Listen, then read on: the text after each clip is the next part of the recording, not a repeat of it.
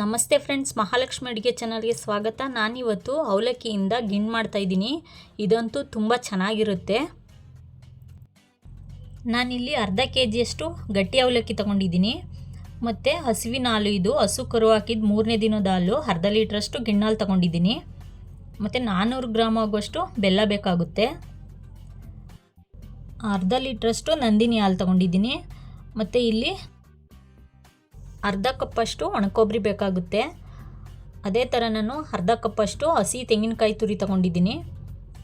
ಮತ್ತು ಇಲ್ಲಿ 1 ಕಪ್ ಆಗೋಷ್ಟು ಕಡಲೆಬೀಜ ತೊಗೊಂಡಿದ್ದೀನಿ. ಇದನ್ನು ಹುರ್ಕೊಂಡು ನಾನು ಸಿಪ್ಪೆ ತೆಗೆದು ಇಟ್ಕೊಂಡಿದ್ದೀನಿ. 1 ಸ್ಪೂನ್ ಆಗುವಷ್ಟು ಗಸಗಸೆ, ಅದನ್ನು ಸಹ ಬಿಸಿ ಮಾಡ್ಕೊಂಡಿದ್ದೀನಿ. 125 ಗ್ರಾಮ್ ಅಷ್ಟು ಹುರ್ಗಡ್ಲೆನ ಬಿಸಿ ಮಾಡಿ ಇಟ್ಕೊಂಡಿದ್ದೀನಿ. ಒಂದು 15 ಒಣದ್ರಾಕ್ಷಿ, ಒಂದು 15 ಗೋಡಂಬಿ, ಒಂದು 5 ಪಿಸ್ತಾನ ಸಣ್ಣ ಸಣ್ಣದಾಗಿ ಕಟ್ ಮಾಡಿ ಇಟ್ಕೊಂಡಿದ್ದೀನಿ. ಒಂದು ಅರ್ಧ ಸ್ಪೂನಷ್ಟು ಏಲಕ್ಕಿ ಪುಡಿ, 2 ಸ್ಪೂನಷ್ಟು ತುಪ್ಪ ತಗೊಂಡಿದ್ದೀನಿ. ಇವಾಗ ಹೇಗೆ ಮಾಡೋದು ಅಂತ ನೋಡೋಣ. ನಾನಿಲ್ಲಿ ಒಂದು ಜಾರ್ಗೆ ಕಡಲೆ ಬೀಜ ಮತ್ತು ಕಡಲೆನ ಸ್ವಲ್ಪ ಪುಡಿ ಮಾಡ್ಕೊಳ್ತೀನಿ.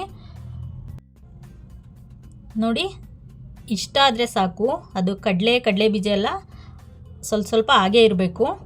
ಇವಾಗ ಇದನ್ನು ಒಂದು ಬೌಲ್ಗೆ ಹಾಕಿ ಇಟ್ಕೊಳ್ತೀನಿ ಸೈಡ್ಗೆ. ಇವಾಗ ನಾನು ಸ್ಟವ್ ಆನ್ ಮಾಡಿಕೊಂಡು ಸ್ಟವ್ ಮೇಲೆ ಒಂದು ಕುಕ್ಕರ್ ಇಟ್ಕೊಂಡಿದ್ದೀನಿ. ಇವಾಗ ಗಿಣ್ಣು ಹಾಲು ಹಾಕ್ಕೊಳ್ತಾ ಇದ್ದೀನಿ. ಇದನ್ನು ಸ್ವಲ್ಪ ಚೆನ್ನಾಗಿ ಕುದಿಸ್ಕೋಬೇಕು. ಇದೇ ಥರ ಕೈ ಆಡ್ತಿರ್ಬೇಕು, ಯಾಕೆಂದರೆ ಇದು ತಳೆ ಹಿಡ್ಕೊಬಿಡುತ್ತೆ ಬೇಗನೆ. ನೋಡಿ, ಇವಾಗ ಕುದೀತಾ ಐತೆ. ಇವಾಗ ಇದಕ್ಕೆ ನಾನು ಅರ್ಧ ಲೀಟ್ರ್ ನಂದಿನಿ ಹಾಲು ತೊಗೊಂಡಿದ್ನಲ್ಲ, ಅದನ್ನು ಸೇರಿಸ್ಕೊಳ್ತಾ ಇದ್ದೀನಿ. ಇದನ್ನು ಚೆನ್ನಾಗಿ ಕುದಿಸ್ಕೊಳ್ಳೋಣ. ಇದೇ ಥರ ಕೈ ಆಡ್ಕೊಂಡು ಕುದಿಸ್ಕೊಳ್ಳಿ. ನಾವು ಗಿಣ್ಣು ಮಾಡಬೇಕಾದ್ರೆ ಸ್ವಲ್ಪ ಪಾತ್ರೆನ ತಳ ಗಟ್ಟಿ ಇರೋ ತೊಗೊಳ್ಬೇಕು, ಮಂದ ಇರೋದನ್ನ.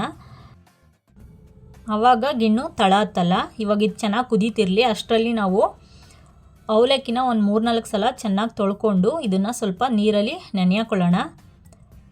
ಇದನ್ನು ಚೆನ್ನಾಗಿ ಕ್ಲೀನ್ ಮಾಡಿ ತೊಗೊಳ್ಳಿ ನೀವು. ನಾನು ಇದನ್ನು ಕ್ಲೀನ್ ಮಾಡಿ ತೊಗೊಂಡಿದ್ದೀನಿ. ಇವಾಗ ಒಂದು 2-3 ಸಲ ತೊಳೆದು ನಾನು ಇದನ್ನು ಸ್ವಲ್ಪ ನೀರಾಕಿ ಇಡ್ತೀನಿ. ಇವಾಗ ನೋಡಿ, ಹಾಲು ಚೆನ್ನಾಗಿ ಕುದೀತಾ ಇದೆ. ಇವಾಗ ಇದಕ್ಕೆ ನಾವು ಬೆಲ್ಲ ತೊಗೊಂಡಿದ್ವಲ್ಲ, ಅದನ್ನು ಸೇರಿಸ್ಕೊಳ್ಳೋಣ. ಇಲ್ಲಿ ನಾನು 400 ಗ್ರಾಮ್ ಆಗೋಷ್ಟು ಬೆಲ್ಲ ತೊಗೊಂಡಿದ್ದೀನಿ. ನೀವು ಬೇಕಾದರೆ ಸ್ವಲ್ಪ ಜಾಸ್ತಿನೇ ತೊಗೊಳ್ಳಿ. ನಿಮ್ಗೆ ಸ್ವೀಟ್ ಜಾಸ್ತಿ ಇಷ್ಟ ಆದರೆ. ನಾನು ಸ್ವಲ್ಪ ಕಡಿಮೆನೇ ತೊಗೊಂಡಿದ್ದೀನಿ. 1 ಲೀಟ್ರ್ ಹಾಲ್ಗೆ ಇದು ಕರೆಕ್ಟಾಗಿ ಆಗುತ್ತೆ. ನೀವು ಆದಷ್ಟು ಬೆಲ್ಲನ ಕ್ಲೀನಾಗಿರೋದೇ ತೊಗೊಳ್ಳಿ. ಇದಕ್ಕೆ ನಾವು ಕರಗಿಸಿ ಸೋಸಿ ಹಾಕಲ್ಲ, ಅದಕ್ಕೋಸ್ಕರನೇ ಬೆಲ್ಲ ಡೈರೆಕ್ಟಾಗಿ ಹಾಕಿರ್ತೀವಿ ಇದಕ್ಕೆ. ಇವಾಗ ನಾನು ಅವಲಕ್ಕಿ ನೆನೆಸಿಟ್ಕೊಂಡಿದ್ನಲ್ಲ, ಅದನ್ನು ಸೇರಿಸ್ಕೊಳ್ತಾ ಇದ್ದೀನಿ. ಇವಾಗ ನಾವು ಇದನ್ನು ಚೆನ್ನಾಗಿ ಮಿಕ್ಸ್ ಮಾಡ್ಕೊಳ್ಳೋಣ. ನೋಡಿ, ಈ ಥರ ತಿರುಗ್ತಾ ಇದ್ದರೆ ನಾವು ಅದು ತಳ ಹಿಡಿಯಲ್ಲ, ಅದಕ್ಕೋಸ್ಕರನೇ. ಇವಾಗ ಇದು ಅರ್ಧ ಭಾಗ ಬೆಂದಿದೆ. ಇವಾಗ ಇದಕ್ಕೆ ನಾವು ಹಸಿ ತೆಂಗಿನಕಾಯಿ ತುರಿ ಮತ್ತು ಒಣಕೊಬ್ಬರಿ ಹಾಕ್ಕೊಂಡು ಸ್ವಲ್ಪ ಚೆನ್ನಾಗಿ ಮಿಕ್ಸ್ ಮಾಡ್ಕೊಳ್ಬೇಕು. ಇದನ್ನು ಗಿಣ್ಣು ಹಾಲಂತೂ ತುಂಬ ಒಳ್ಳೆಯದು. ಅದರಲ್ಲಿ ತುಂಬ ಪೌಷ್ಟಿಕಾಂಶ ಇರುತ್ತೆ. ಅದರಲ್ಲೂ ಪ್ರೋಟೀನ್ ಅಂಶ ತುಂಬ ಜಾಸ್ತಿ ಇರುತ್ತೆ. ನೋಡಿ, ಇವಾಗ ಇದು ಮುಕ್ಕಾಲು ಭಾಗ ಬೆಂದಿದೆ. ಇದಕ್ಕೆ ನಾವು ಕಡಲೆ ಮತ್ತು ಕಡಲೆ ಬೀಜನ ಪುಡಿ ಮಾಡಿ ಇಟ್ಕೊಂಡಿದ್ವಲ್ಲ, ಅದನ್ನು ಸೇರಿಸ್ಕೊಳ್ಳೋಣ. ಮತ್ತು ಸ್ವಲ್ಪ ಏಲಕ್ಕಿ ಪುಡಿ, ಹಾಗೆ ಗಸಗಸೆ, ಇದಿಷ್ಟನ್ನು ಸೇರಿಸಿ ಇವಾಗ ಚೆನ್ನಾಗಿ ಮಿಕ್ಸ್ ಮಾಡ್ಕೊಳ್ಳೋಣ. ಇದು ಆವಾಗಲೇ ಮುಕ್ಕಾಲು ಭಾಗ ಬೆಂದಿದೆ. ಒಂದು 20 ನಿಮಿಷದಲ್ಲೆಲ್ಲ ಈ ಗಿಣ್ಣು ರೆಡಿಯಾಗಿಬಿಡುತ್ತೆ.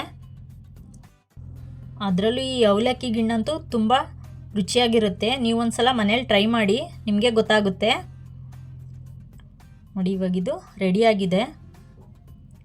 ಇವಾಗ ಇದಕ್ಕೆ ನಾವು ದ್ರಾಕ್ಷಿ ಗೋಡಂಬಿನ ತುಪ್ಪದಲ್ಲಿ ಹುರಿದು ಹಾಕ್ಕೊಳ್ಳೋಣ. ನಾನಿಲ್ಲಿ ಇವಾಗ 2 ಸ್ಪೂನಷ್ಟು ತುಪ್ಪ ಹಾಕ್ಕೊಳ್ತಾ ಇದ್ದೀನಿ.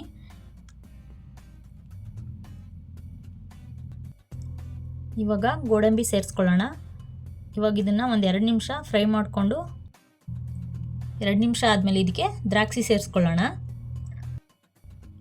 ಇವಾಗ 2 ನಿಮಿಷ ಆಗಿದೆ. ಇವಾಗ ದ್ರಾಕ್ಷಿ ಹಾಕ್ಕೊಳ್ತಾ ಇದ್ದೀನಿ. ಇವಾಗ ಇದನ್ನು ಸ್ವಲ್ಪ ಫ್ರೈ ಮಾಡ್ಕೊಳ್ಳೋಣ. ನೋಡಿ, ಇಷ್ಟಾದರೆ ಸಾಕು. ಇದನ್ನು ಗಿಣ್ಣು ರೆಡಿಯಾಗಿದೆಯಲ್ಲ, ಅದಕ್ಕೆ ಹಾಕೊಳ್ಳೋಣ. ಈ ಥರ ನಾವು ಮೇಲೆ ತುಪ್ಪ ಹಾಕೋದ್ರಿಂದ ಗಿಣ್ಣು ಇನ್ನೂ ತುಂಬ ರುಚಿಯಾಗಿರುತ್ತೆ. ಇದಕ್ಕೆ ಒಟ್ಟಿಗೆ ನಾವು ಪಿಸ್ತಾನು ಸೇರಿಸ್ಕೊಳ್ಳೋಣ. ಇದನ್ನು ಸೇರಿಸ್ಕೊಂಡು ನಾವು ಚೆನ್ನಾಗಿ ಇದನ್ನು ಒಂದು ಸಲ ಮಿಕ್ಸ್ ಮಾಡ್ಕೊಳ್ಬೇಕು.